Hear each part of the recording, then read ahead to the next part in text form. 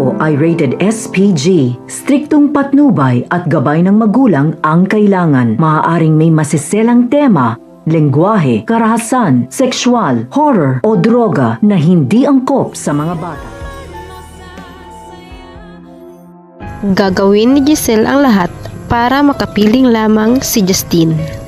Pinigilan nito ang balak ng mag-amang Justine at Eric na bumalik ng US nang malaman na aalis na ang mga ito dahil may job interview pa di umano ang kanyang anak. Sa kagustuhang nais pa niyang makakasama ng matagal ang anak ay inalok niya ito ng trabaho sa Apex. At dahil gusto ni Justine na makaganti sa ina sa pang-iiwang ginawa nito, ay tinanggap niya ang alok, ngunit may kondisyon. Gusto niyang makuha ang mataas na posisyon dahil gusto niyang subukan kung ano ang kayang gawin ng kanyang ina makasama lamang siya. Hindi lubos akalain ni Justine na papayag si Giselle sa nais niya kahit mapunta pa sa kanya ang pagmamayari ng hospital. Dito napagtanto ni Justine na totoo ang sinabi ni Annalyn na talagang mahal siya ng kanyang ina at may malalim itong dahilan kung bakit nagawa siyang iwanan.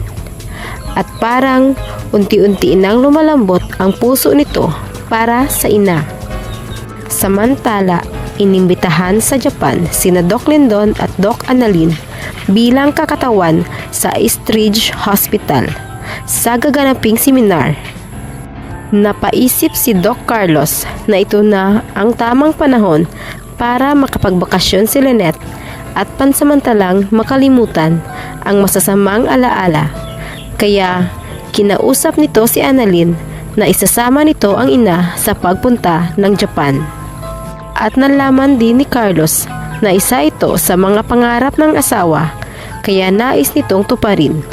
Sobrang nagpasalamat naman si Annalyn sa doktor dahil talagang mahal nito ang kanyang ina at gagawin ang lahat para tuluyan ng bumalik ang sigla ni Lynette. Labis naman ang sayang naramdaman ni Doc Lindon nang malaman na makakasama niya si Annalyn sa Japan, na ibig lamang sabihin ay silang dalawa lamang at walang mga kaibigan na mangdidisturbo at baka mabisto pa ang kanyang totoong naramdaman para sa batang doktor. Sa kabilang banda, dahil gusto ni Moira na magpakalayo-layo muna at kinakabahan na anumang oras ay magigising si Don Pepe at mabuking sila, ay isinama nito si Zoe sa pagpunta sa Japan. Buong akala nila ay walang makakaalam sa kanilang kinaroroonan, ngunit nagkamali sila dahil nandoon din pala sina Annalyn at Lynette. At nagulat na lamang ang magkabilang panig ng isang araw ay aksidente silang nagkasalubong. Ngayong bumalik na sa Apex ang mga kaibigan ni Annalyn at inalok siya ng amang si Robert na bumalik na rin sa hospital ng kanyang lolo. Tatanggapin kaya ni Annalyn ang alok ng ama? Sabay-sabay lamang nating aabangan dito lamang sa Abot Kamay na Pangarap.